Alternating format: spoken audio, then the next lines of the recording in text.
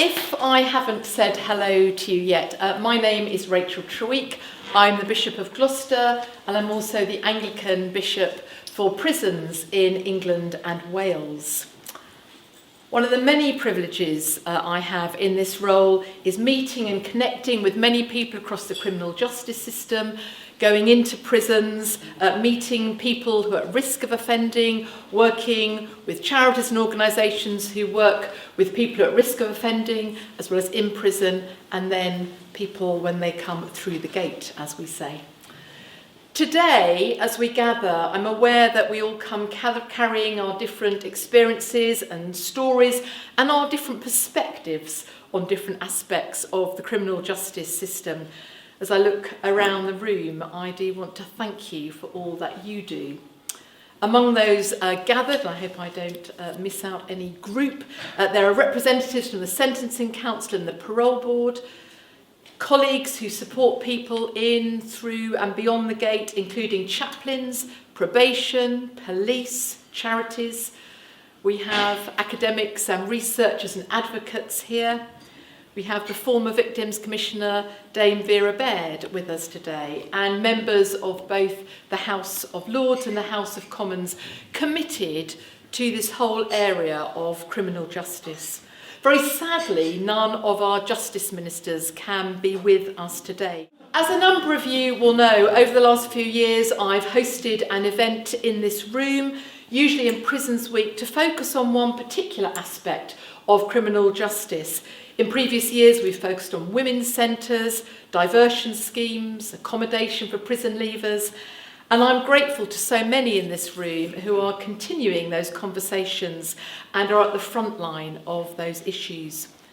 Today, from the many things we could have spoken about, I've chosen to reflect on the impact of long-term sentences on both prisoners and victims. Last year, as the Police Crime Sentencing and Courts Bill, now Act, as it made its way through Parliament, much was said by many of us regarding sentencing and long-term sentencing, not least the injustices around IPP sentences. That's not our major focus today. I said during the times I spoke in the House of Lords during that time, I said then, and I'm willing to say it again, that it seems to me that so much of our legislation is being driven by media headlines. You can discuss that with me afterwards. But I don't believe that we're listening to the big picture of evidence and data and story. I repeatedly say that I long for a criminal justice system which is restorative, responsible, and relational, and is effective in focusing holistically on prevention and rehabilitation, as well as appropriate punishment. For me, the question of what our overcrowded and overburdened prisons are for is crucial, and it links to how people should spend their time in prison and what rehabilitation can and should look like alongside the role of punishment and lack of freedom. And I'm sure there are a number of different perspectives in this room today. This is not only about offenders, it is about wider society and local communities. It is about those who are victims of crime, as well as those who are perpetrators, and those are highly charged words, and we know those labels are often not quite as clear-cut as we might think. In all of this, the voices of victims and survivors of crime must be heard. It's reported that around 1 in 3 victims say they're dissatisfied with the way their case was handled. Around half say that they are not confident in the effectiveness or fairness of the criminal justice system.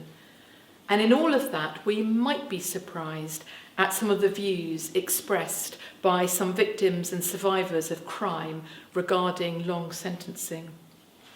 It's why I am so grateful for the work of the Independent Commission into the experience of victims and long-term prisoners. And if you haven't seen this report published earlier this year, Making Sense of Sentencing, I think there are some copies at the back, and you can also download it. I think, can you download it? You can, thank you. As far as I am aware, this report and the work of the Commission is unique in ensuring that as we talk about effective sentencing, we're also ensuring the voices of victims and survivors of crime are properly heard. How do we hold those together? And I'm absolutely delighted that the Right Reverend James Jones, who chaired the Independent Commission, is here today and will be speaking to us shortly. I'm also delighted that we have Tom Wheatley with us, who is the Governor of HMP Wakefield. We also have the immense privilege today of having Ray and Vi Donovan with us, whose son was murdered in 2001. Thank you to all of you for being here. Today is just a tiny smattering of paint on the canvas. There is so much we could say, there are so many stories in this room, and I hope that although the formal input from the front will be quite short, I do hope that you will network, catch up with colleagues, meet new people as we continue our conversation on this important issue. As I said earlier, I would love at this point to have a Justice Minister respond to what we've heard, and we hope this conversation will continue. But as I said earlier, this room is full of stories, perspectives.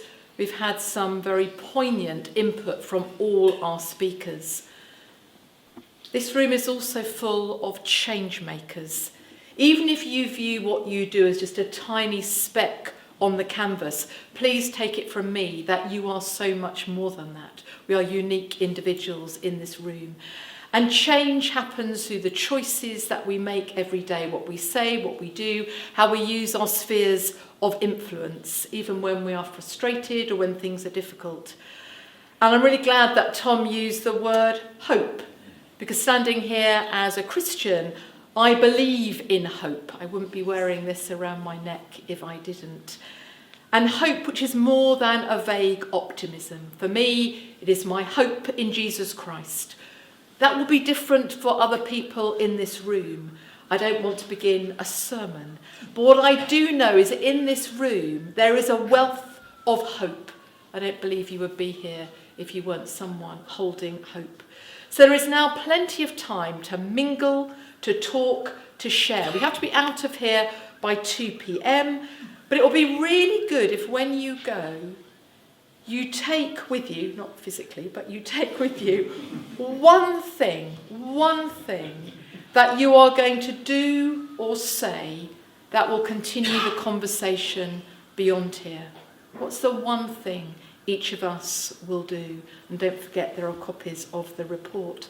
One of my commitments is I'm in the process of organising an event with some sixth formers, and we hope now also with some university students, to actually talk about this public debate, to begin some more of that public debate, because my view is that unless we start talking with people who are younger, we are not going to change perhaps the public narrative now. So I'm hoping to pick up on some of the recommendations in the report, but working with sixth formers and university students. Too often, things which are said and done are based on assumptions. I think too often what's happening in our criminal justice system is based on assumptions. And I think one thing we heard from Ray and Vi is not just assuming things. Talk to people, listen closely. And I hope we will do some of that now. So without more ado, please do get yourself something more to drink. I don't know if there's some more food, I hope there is, but do mingle and meet people you haven't met before. Thank you very much.